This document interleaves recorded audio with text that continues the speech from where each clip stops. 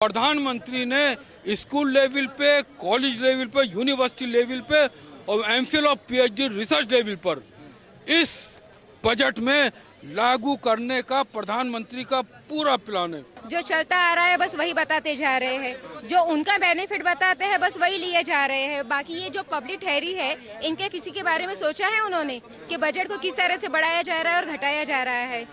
मैं झूठ बोल सकता हूँ, लेकिन कोई भारत का नागरिक भूखा ना रहे। बोल सकते हैं, मगर नरेंद्र मोदी तो इतने सालों से झूठी बोलता आ रहा है ना, है या नहीं? क्या यही कि हम जो महंगाई है उसको कम करेंगे। अभी आप मुझे बताइए, आज 2014 से लेकर अभी तक कितनी महंगाई बढ़ा दिया है? इसमें से महंगाई कम हुई है? ये सिर्फ थैले के ही ऊपर नरेंद्र मोदी है, हमने हमारे पर्स के ऊपर नरेंद्र मोदी को कहीं नहीं रखा है।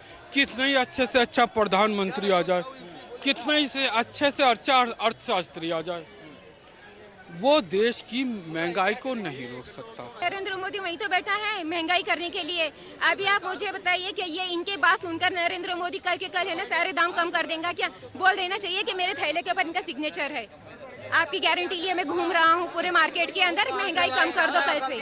आप लोगों को क्या है, बस हाथ में माइक उठा दिया और चल दिए, और घर का जो सारा बजट लेडीज संभालती है उनसे कौन पूछेगा कि महंगाई कहाँ है?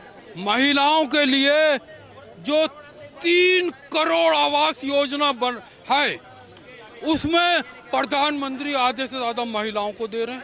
33% रिजर्वेशन किस माई के लाल ने किया संसद के अंदर, लोकसभा राज्यसभा के अंदर नरेंद्र मोदी ने किया। अब महिलाओं को क्या चाहिए? अब महिलाओं को ये चाहिए कि पुरुष लोग चूड़ियां पहन लें और घर में झाड़ू लगाएं और बर्तन साफ करें, इनका खाना बनाएं और महिलाएं सड़कों पर घूमें। 10 साल भारत के प्रधानमंत्री रहे, कोई भ्रष्टाचार का आरोप नहीं। राहुल गांधी विपक्ष के नेता हैं, इनके ऊपर भ्रष्टाचार का आरोप लग गया क्या कि राजीव गांधी फाउंडेशन का जो पैसा है वो जो विदेशों से आता है, ये कांग्रेस पार्टी राहुल गांधी अपने चुनाव प्रचार में लगाता है। नरेंद्र मोदी जब से प्रधानमंत्री बने, इन्होंने अल्फाबेटिकल ऑर्डर में हर मुख्यमंत्री से, बड़े देश का हो, बड़े प्रदेश का हो या छोटा देश का हो, हर प्रदेश से मिलते हैं। नमस्कार, मैं दीपक शर्मा आप सभी का एक बार फिर से बहुत स्वागत करता हूं TNN वर्ल्ड में। देखिए, आज 2024-25 बजट सत्र जो है पेश हुआ। देश की जनता को क्या मिला और देश की जनता इस बजट को कितने अंक दे रही है, ये भी जानेंगे। देखिए, क्या नाम है आपका सर? अलमदार अब्बास। अब्बास जी, बजट पेश हुआ है और आप भी एक अच्छा खासा बजट सत्र लेकर घूम रहे हैं, बताएंगे क्या है ये? पहले दीपक जी, मैं आपको ये बजट भी बताना चाहता हूँ। आज का 23 और 24 का और 25 का जो बजट है, ये देश का वो दीपक है। अच्छा। हाँ, ये दीपक पुंछ जम्मू कश्मीर से लेकर कन्याकुमारी तमिलनाडु तक, कच्छ गुजरात से लेकर नागालैंड तक हर क्षेत्र और हर वर्ग का विकास करेगा। और आज का बजट ऐसा दीपक है जो जिसमें सबके लिए सब कुछ है और सबके लिए कुछ ना कुछ है। और जो देश का जो अंधकार है, महंगाई, बेरोजगारी, भ्रष्टाचार, गरीबी, आज का बजट जो है इसको समाप्त करने वाला है। कैसे समाप्त करेगा? सारा विपक्ष ये कह रहा है कि ये बजट सिर्फ कुर्सी बचाओ बजट है, किसी को कुछ नहीं मिला सिवाय उद्योगपतियों के। देखिए, मेरे पास बजट के ऊपर रिएक्शन आई है। अलमदार अब्बास, मोबाइल नंबर 7428640865 पे। Thank you for your attention. I think इसको थोड़ा सा जूम कर लेना रोहित, अगर कर पाओ तो। The budget is benefited to capitalist, जबकि ऐसा बात नहीं है। ये बजट हर क्षेत्र और हर वर्ग का है, गरीब से गरीब आदमी तक जो है रोटी कपड़ा मकान पहुंचाने वाला है। और इसमें लोअर और मिडिल क्लास को और पुअर को, तीनों को फोकस किया है। और जो हमारी एजुकेशन पॉलिसी है 2020 की, इस बजट के अंदर एजुकेशन पॉलिसी के अंदर ई कॉमर्स, ई गवर्नमेंट, डिजिटलाइजेशन को और उसके साथ साथ आर्टिफिशियल इंटेलिजेंस, स्पेस इकोनॉमी को प्रधानमंत्री ने स्कूल लेवल पे, कॉलेज लेवल पे, यूनिवर्सिटी लेवल पे और एमफिल और पीएचडी रिसर्च लेवल पर इस बजट में लागू करने का प्रधानमंत्री का पूरा प्लान है।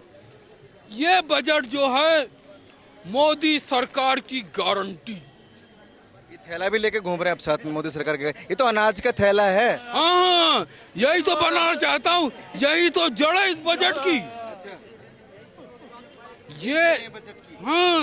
ये प्रधानमंत्री गरीब कल्याण अन्न योजना का एक ही मतलब है। वो मतलब क्या है? मेरा कोई भाई बहन, मेरा कोई भारतवासी भूखा ना रहे। 152 साउथ ब्लॉक से प्रधानमंत्री ने अपने स्केच पेन से सिग्नेचर करिए नरेंद्र मोदी। ये देखिए, भूखे रहने पर भी मैं बात करूंगा, लेकिन फिलहाल बजट जो है बजट पेश हुआ देश का, आपने देखा कुछ सुना बजट के बारे में? सुनना क्या है, बजट तो अब जो चलता आ रहा है उसमें किसी का भी मुनाफा नहीं है। जो चलता आ रहा है बस वही बताते जा रहे हैं, जो उनका बेनिफिट बताते हैं बस वही लिए जा रहे हैं। बाकी ये जो पब्लिक ठहरी है, इनके किसी के बारे में सोचा है उन्होंने कि बजट को किस तरह से बढ़ाया जा रहा है और घटाया जा रहा है? हर चीज के ऊपर जीएसटी लगा दिया है। जो कल 100 रुपए की चीज मिलती थी आज वो 200-250 रुपए का हो गया है। हर चीज के ऊपर जीएसटी लगा दिया है। कभी एक बात चल रही है कि महिलाओं के लिए सबसे अजीज चीज होते गहने होते हैं, आभूषण होते हैं। सोने चांदी पे जो कस्टम ड्यूटी है, एक्साइज ड्यूटी है वगैरह वगैरह, वो कम की गई है, मतलब वो सस्ता किया गया है। जब खाने के लिए अनाज ही ना होगा तो हम गहने पहनकर करेंगे क्या? अनाज की बात है कि आप थैला लेके घूम रहे हैं कि कोई भूखा ना मरे। मैडम कह रही है अनाज ही नहीं होगा तो बजट का क्या करेंगे? मोदी की देखिए सिग्नेचर है, मेरी तो सिग्नेचर है नहीं। मैं झूठ बोल सकता हूँ, लेकिन कोई भारत का नागरिक भूखा ना बोल रहे। सकते हैं, मगर नरेंद्र मोदी तो इतने सालों से झूठी बोलता आ रहा है ना, है या नहीं? क्या क्या यही कि हम जो महंगाई है उसको कम करेंगे। अभी आप मुझे बताइए, आज 2014 से लेकर अभी तक कितनी महंगाई बढ़ा दिया है? कौन सी महंगाई को कम किया है? आप बताइए ना। हाँ, किसने? अभी आप में से सब कुछ बताइए, कोई है इसमें से जो बता दे कि इसमें से महंगाई कम हुई है? ये सिर्फ थैले के ही ऊपर नरेंद्र मोदी है। हमने हमारे पर्स के ऊपर नरेंद्र मोदी को कहीं नहीं रखा है, और नहीं तो क्या सबको परेशान कर रखा है। अभी तो मैं तो कहती हूँ ना कि नरेंद्र मोदी को अपनी सीट छोड़ देनी चाहिए, उन्होंने इस्तीफा दे देना चाहिए, उनसे संभाला नहीं जा रहा है देश। इस्तीफा दे देना चाहिए? आप कह रहे हैं कि बजट बहुत खूबसूरत है, इस्तीफे की मांग ये कर रही है क्योंकि महंगाई बहुत ज्यादा है। देखिए, देश के अंदर प्राइमरी डिफिसिट है, फिस्कल। देश के अंदर प्राइमरी डिफिसिट है, फिस्कल डिफिसिट है और रेवेन्यू डिफिसिट है। कितने ही अच्छे से अच्छा प्रधानमंत्री आ जाए, कितने ही से अच्छे अच्छा अर्थशास्त्री आ जाए, वो देश की महंगाई को नहीं रोक सकता। प्रधानमंत्री ने अब जो वहीं पर बैठा है नरेंद्र मोदी, वहीं तो बैठा है महंगाई करने के लिए।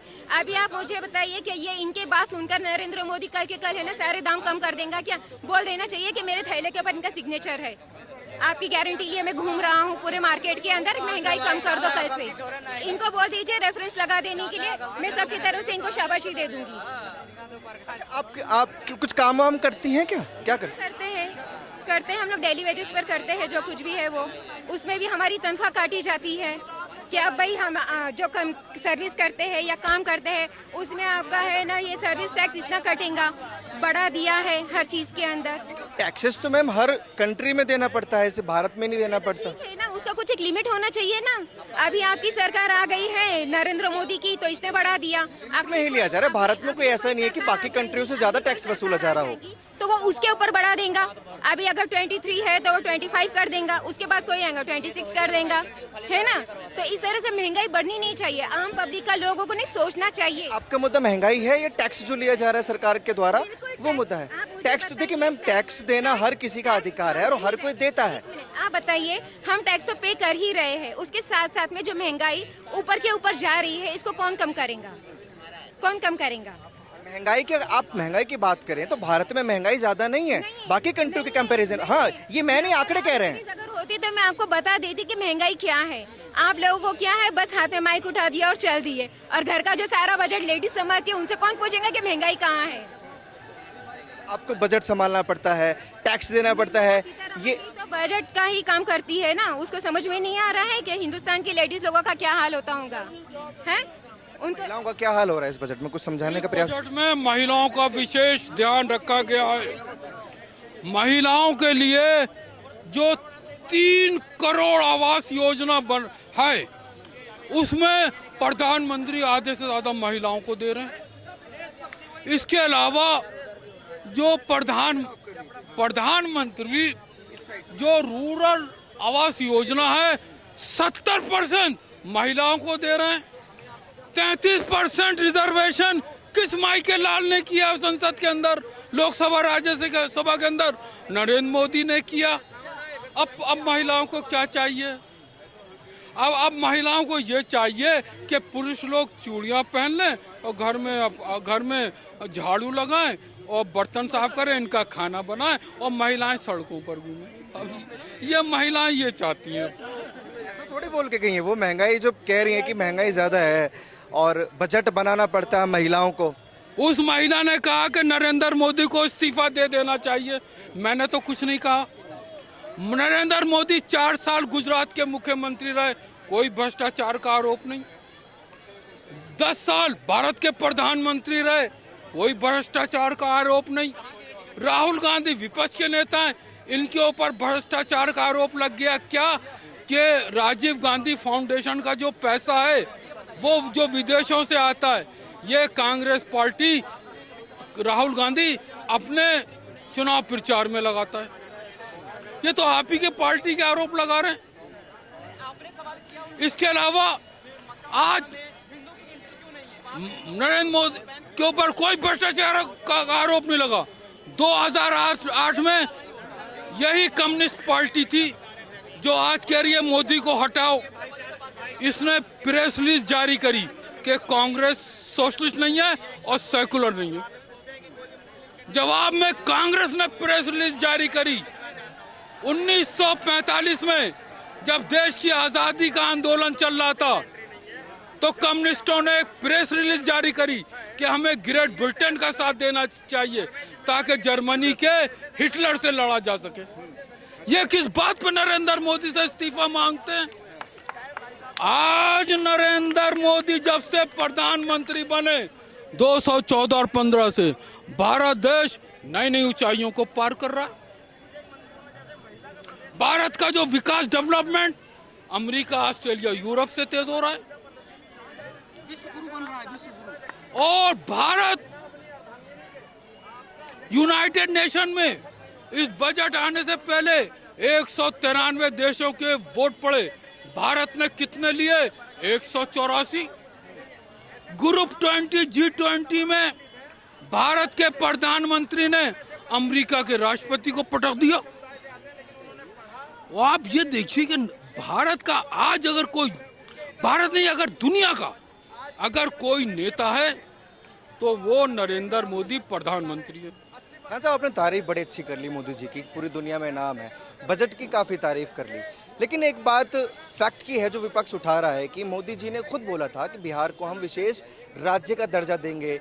लेकिन इस बजट में भी, और दूसरा सवाल किसानों पर खड़ा होता है कि जो लगातार MSP को लेकर जो मांग करते आए हैं उसमें भी इस बजट में कोई जिक्र नहीं है। नहीं जनाब, बहुत गए। बिहार में जो गया का जो मंदिर है बुद्ध, उसको पैकेज, विशेष स्पेशल पैकेज दिया गया। इस बजट में आंध्र प्रदेश का जो कैपिटल है उसके फाउंडेशन के लिए, उसके रिकंस्ट्रक्शन के लिए पैसा दिया गया है, स्पेशल पैकेज दिया गया है। ये जरूर है कि इस बजट में बिहार और आंध्र प्रदेश को स्पेशल जो दर्जा मांग रहे थे, विशेष दर्जा, वो नहीं दिया गया। अगर उनको दर्जा दिया जाएगा तो और राज्यों को भी दिया जाएगा। कई राज्यों की डिमांड है। प्रधानमंत्री की नजर में हर राज्य एक जैसा है। और मैं तब बता दूं, जिस वक्त नरसिम्हा राव प्रधानमंत्री थे तो जो कांग्रेस के मुख्यमंत्री थे वो नॉर्थ तीन मूर्ति लैंड से आके प्रधानमंत्री कार्यालय में आके प्रधानमंत्री से मिल लेते थे। और जो नॉन कांग्रेस के मुख्यमंत्री थे वो 7 रेसकोर्स से जाते थे, ताला मिलता था। नरेंद्र मोदी जब से प्रधानमंत्री बने, इन्होंने अल्फाबेटिकल ऑर्डर में हर मुख्यमंत्री से बड़े देश का हो, बड़े प्रदेश का हो या छोटा देश का हो, हर प्रदेश से मिलते हैं। और जो केंद्र सरकार जो अलोकेशन कर रही है प्रदेशों को में, स्टेट शेयर ऑफ टैक्सेस और ड्यूटी में, उसमें हर प्रदेश को अल्फाबेटिकल ऑर्डर में हो रहा है। इसलिए ये कहना कि नरेंद्र मोदी गलत है,